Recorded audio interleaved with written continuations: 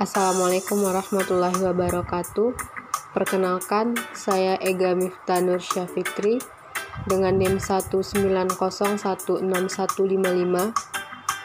Prodi Pendidikan Bahasa Indonesia Universitas Negeri Padang, akan mempresentasikan materi tentang konsep strategi, skenario, dan media pembelajaran. Yang pertama yaitu pengertian strategi. Secara umum, strategi dapat diartikan sebagai suatu garis-garis besar haluan untuk bertindak dalam usaha mencapai sasaran yang telah ditentukan.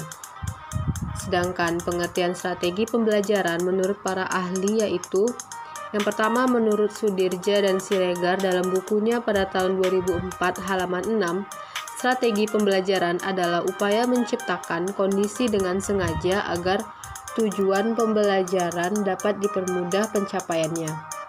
Yang kedua yaitu menurut Miarso dalam bukunya halaman 530. Strategi pembelajaran adalah pendekatan yang menyeluruh dalam sebuah sistem pembelajaran dalam bentuk pedoman dan kerangka kegiatan untuk mencapai tujuan umum pembelajaran. Yang ketiga menurut Kem dalam bukunya pada tahun 1995. Strategi pembelajaran adalah suatu kegiatan pembelajaran yang harus dikerjakan guru dan siswa agar tujuan pembelajaran dapat dicapai secara efektif dan efisien. Yang keempat yaitu menurut Gerlach dan Ellie dalam bukunya pada tahun 1980 yang menyatakan bahwa strategi pembelajaran adalah cara di mana subjek diajarkan dalam lingkungan belajar tertentu yang terdiri dari jenis, ruang lingkup, dan urutan kegiatan yang dapat menyampaikan pengalaman belajar kepada siswa. Berdasarkan pendapat beberapa ahli tersebut, dapat disimpulkan bahwa strategi pembelajaran adalah sebuah pendekatan yang dilakukan oleh pendidik dalam menemukan metode atau taktik yang cocok untuk sebuah pembelajaran. Yang kedua yaitu pengertian skenario pembelajaran. Menurut Peter Seward, skenario adalah sebuah gambaran yang konsisten tentang berbagai kemungkinan atau keadaan yang dapat terjadi di masa yang akan datang. Yang ketiga yaitu pengertian media pembelajaran. Yang pertama menurut Jamarah dalam bukunya pada tahun 2002, media adalah alat bantu apa saja yang dapat dijadikan sebagai penyalur pesan guna mencapai tujuan pembelajaran. Yang kedua yaitu menurut EICT dalam Arsyad dalam bukunya pada tahun 2011 yang mengatakan bahwa pengertian media mengarah pada sesuatu yang dapat meneruskan informasi atau pesan antara sumber dan penerima pesan. Media merupakan segala bentuk dan saluran yang digunakan menyampaikan pesan atau informasi. Yang ketiga yaitu menurut Munadi pada tahun 2012, media merupakan segala sesuatu yang dapat menyampaikan dan menyalurkan pesan dari sumber secara terencana sehingga tercipta lingkungan belajar yang kondusif di mana penerimaannya dapat melakukan proses belajar secara efisien dan efektif. Selanjutnya yaitu strategi ekspositoris dan penemuan. Istilah ekspositori berasal dari konsep eksposisi yang berarti memberi penjelasan. Dalam konteks pembelajaran, eksposisi merupakan strategi yang dilakukan guru untuk mengatakan atau menjelaskan fakta-fakta, gagasan-gagasan, dan informasi-informasi penting lainnya kepada para pembelajar. Strategi pembelajaran ekspositoris merupakan strategi berbentuk penguraian yang dapat berupa bahan tertulis atau penjelasan presentasi verbal. Pengajar mengolah secara tuntas pesan atau materi sebelum disampaikan di kelas. Strategi pembelajaran ini menyiasati agar semua aspek dari komponen-komponen pembentuk sistem instruksional mengarah pada tersampaikannya isi pelajaran atau informasi kepada peserta didik secara langsung. Sedangkan menurut Roy Killen pada tahun 1998 menanamkan strategi ini sebagai istilah strategi pembelajaran langsung atau direct introduction karena materi pembelajaran tersebut langsung disampaikan kepada siswa. Pembahasan selanjutnya yaitu karakteristik strategi ekspositori dan penemuan. Karakteristik strategi ekspositori yang pertama yaitu dilakukan dengan cara penyampaian materi pembelajaran secara verbal, artinya bertutur secara lisan yang merupakan alat utama dalam melakukan strategi ini. Yang kedua, materi yang disampaikan adalah materi pembelajaran yang sudah jadi, seperti data atau fakta, konsep-konsep tertentu yang harus dihafal sehingga tidak menuntut siswa untuk berpikir ulang.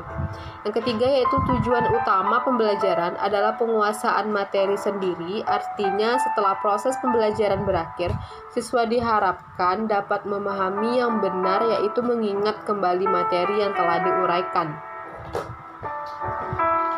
Dalam bukunya Rustiyah pada tahun 2001, dalam Dadang Suhendar mengemukakan bahwa discovery atau penemuan adalah proses mental peserta didik yang mampu mengasimilasikan sebuah konsep atau prinsip. Yang dimaksud dengan proses mental tersebut antara lain ialah mengamati, mencerna, mengerti, menggolongkan, menduga, atau memperkirakan. Karakteristik strategi penemuan ini yaitu peserta didik dibiarkan menemukan sendiri dan mengalami proses mental itu sendiri. Pengajar hanya membimbing dan memberikan instruksi. Yang kedua yaitu pengajar harus berusaha meningkatkan aktivitas peserta didik dalam proses pembelajaran. Selanjutnya yaitu kelebihan strategi ekspositori. Keunggulan strategi pembelajaran ekspositoris yaitu guru bisa mengontrol urutan dan keluasan materi pelajaran. Dengan demikian, ia dapat mengetahui sampai sejauh mana siswa menguasai bahan pelajaran yang disampaikan. Selanjutnya merupakan strategi pembelajaran yang sangat efektif apabila materi pelajaran yang harus dikuasai siswa cukup luas. Sementara itu, waktu yang dimiliki belajar sangat terbatas dan bisa digunakan untuk jumlah siswa dan ukuran kelas yang besar. Selanjutnya yaitu kelemahan strategi pembelajaran penemuan atau discovery. Yang pertama, kurang efektif bila diterapkan pada kelas yang jumlah peserta didiknya banyak atau besar. Yang kedua, teknik ini terlalu mementingkan proses pengertian saja dan kurang memperhatikan pembentukan atau perkembangan sikap dan keterampilan bagi peserta didik, serta memerlukan kesiapan dan kematangan mental peserta didik. Yang ketiga, strategi ini pun tidak akan berhasil apabila tidak memberi kesempatan kepada peserta didik untuk berpikir secara kreatif. Yang terakhir, teknik penyajian yang paralel dengan strategi ini adalah teknik discovery itu sendiri, teknik karya wisata, teknik kerja lapangan, dan teknik non-direktif. Selanjutnya yaitu skenario pembelajaran, kegiatan pendahuluan, inti, dan penutup. Dalam skenario terdapat langkah-langkah pembuatan skenario. Di antaranya, yang pertama yaitu identify focal issue atau focal concern or decision. Maksudnya adalah mengidentifikasikan isu utama atau masalah utama yang akan menjadi fokus untuk dijawab atau untuk diambil keputusannya. Yang kedua yaitu identify key force. Maksudnya adalah mengidentifikasi faktor-faktor kunci yang diperkirakan akan mempengaruhi vokal isu di masa yang akan datang. Yang ketiga yaitu identify driving force change drivers. Dalam langkah ini harus mampu mengidentifikasi kekuatan-kekuatan yang dapat mendorong perubahan-perubahan yang berkaitan dengan key force di atas. Secara umum, dalam konteks ilmu sosial dan ilmu politik, driving force yang sering sekali teridentifikasi adalah faktor sosial, faktor politik, dan faktor ekonomi. Yang keempat yaitu identifikasi ketidakpastian atau identify uncertainty. Dalam langkah ini harus mencoba mengidentifikasi ketidakpastian dari berbagai hal yang erat kaitannya dengan sosial politik dan ekonomi. Yang kelima, selecting the scenario logic. Di dalam tahap ini, kita harus menyusun logika skenario melalui suatu kualitatif, terutama melalui wawancara mendalam atau dengan melakukan focus group discussion untuk mendapatkan suatu skenario dengan alternatif lainnya secara logis. Dan yang terakhir yaitu fleshing out the scenario. Tahap ini merupakan tahap penguatan skenario. Pada tahap ini, perumus skenario dapat menambahkan berbagai data sekunder dan trennya untuk memperkuat berbagai pendapat dari narasumber dan para ahli yang sudah didapat dan ditulis pada tahap sebelumnya. Selanjutnya yaitu langkah kerja dalam menyiapkan skenario pembelajaran. Yang pertama, pelajari LKS atau lembar kerja soal yang akan digunakan oleh siswa guna mengetahui materi apa yang akan dipelajari dan dengan cara bagaimana guru akan memfasilitasi peserta didik. Yang kedua, tentukan waktu, peralatan, atau alat bantu yang akan digunakan dalam pembelajaran. Yang ketiga, tulis langkah-langkah yang akan dilakukan dalam proses pembelajaran sesuai dengan tahapan-tahapan pembelajaran yang direncanakan dan ditulis secara lengkap. Yang kelima, tuliskan rencana penilaian terhadap kegiatan belajar. Yang keenam, kriteria keberhasilan hasil penilaian dapat dirinci secara detail dan mencakup 3 rangkap yaitu kognitif, afektif, dan psikomotor. Selanjutnya yaitu jenis media pembelajaran bahasa Indonesia. Berdasarkan pemakainya, media dapat dibedakan atas 3. Yang pertama yaitu media untuk kelas besar, yang kedua media untuk kelas sedang, dan ketiga yaitu media untuk kelas kecil. Media juga dapat dibedakan atas 1. Media untuk siswa TK, 2. Media untuk siswa SD, 3. Media untuk siswa SMP, 4. Media untuk siswa SMA, dan kelima, media untuk mahasiswa. Berdasarkan karakteristiknya, Rudy Bis dalam Suparno dalam bukunya pada tahun 1997 halaman 11 mengemukakan bahwa media mempunyai 5 macam karakteristik utama yaitu suara, gerak, gambar, garis, dan tulisan. Media ada yang memiliki karakteristik tunggal dan ada juga media memiliki karakteristik ganda.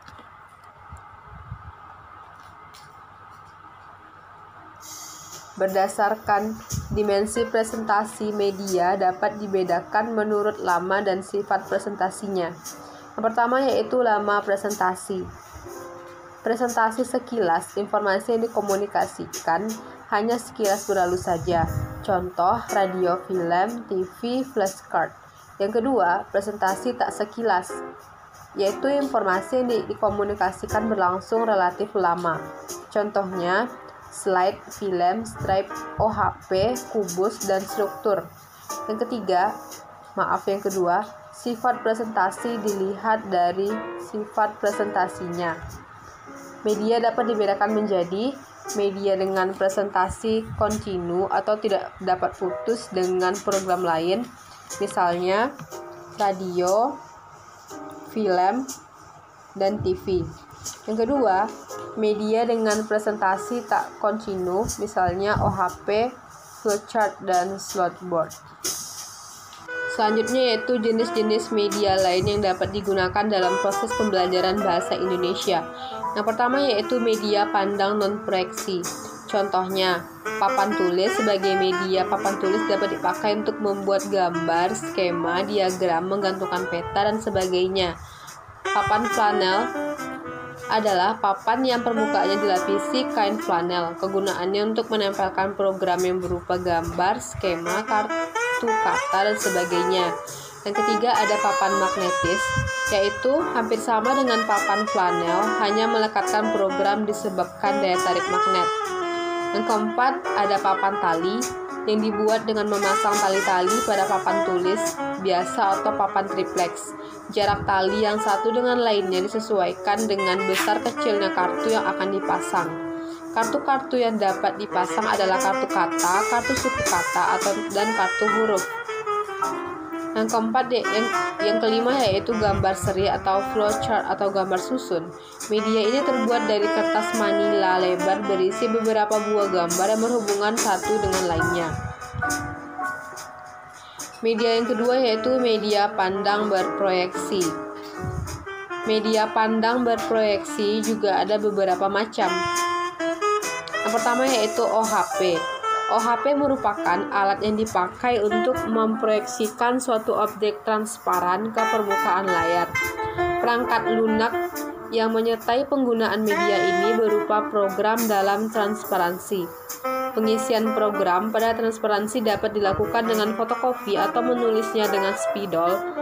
Logam transparansi dapat diklasifikasikan menjadi 6 macam, yaitu program pengganti papan tulis, program transparansi lepas, program silhouette, program overlays, program revelation, dan program gerak. Selanjutnya, film stripe. Media ini hampir sama dengan slide. Bedanya, gambar-gambarnya merupakan rangkaian dalam satu film. Cara memakainya dengan memutar satu persatu tanpa mengurutkan. Selanjutnya, film bisu. Media ini memproyeksikan rangkaian gambar-gambar film positif secara kontinu dengan kecepatan putar tertentu sehingga seolah-olah gambar tersebut kelihatan bergerak. Selanjutnya yaitu film loop. Media ini terdiri dari perangkat keras maupun proyektor film loop, sedangkan perangkat lunaknya program yang berupa gulungan atau roll film atau karet. Selanjutnya yaitu media dengar. Yang termasuk dengar adalah rekaman, radio, dan piringan hitam. Yang terakhir yaitu rekaman media. Rekaman sangat sesuai dengan untuk melatih keterampilan ekspresi lisan dan komprehensi lisan. Yang ketiga yaitu media simulasi. Simulasi adalah suatu strategi untuk memperoleh keterampilan tertentu melalui latihan-latihan dalam situasi tiruan. Bentuk-bentuk simulasi adalah main peran, sosiodrama, psikodrama, permainan simulasi, dan sandiwara boneka. Bila bentuk simulasi yang lain menggunakan boneka yang bersifat langsung. Pada permainan boneka, peran tersebut ditampilkan lewat boneka yang dimainkan pemeran sebenarnya. Media yang terakhir yaitu media berbasis internet dan komputer. Dewasa ini, komputer memiliki fungsi yang berbeda-beda dalam bidang pendidikan dan latihan. Komputer berperan sebagai manajer dalam proses pembelajaran yang dikenal dengan nama Computer Managed Instruction atau CMI. Ada pula peran komputer sebagai pembantu tambahan dalam belajar yang pemanfaatannya meliputi penyajian informasi isi materi pelajaran, latihan, atau kedua-duanya. Modus ini dikenal sebagai Computer Assisted Instruction atau CAI. CAI pendukung pengajaran dan pelatihan, akan tetapi ia bukanlah penyampai materi utama pelajaran. Komputer dapat menyajikan informasi dan tahapan pembelajaran lainnya yang disampaikan, bukan dengan media komputer. Baiklah, sekian presentasi pada hari ini. Saya Ega Miftah Nursya Fitri mengucapkan terima kasih dan semoga video ini memberikan manfaat. Salah dan janggal mohon dimaafkan. Sekian, Assalamualaikum warahmatullahi wabarakatuh.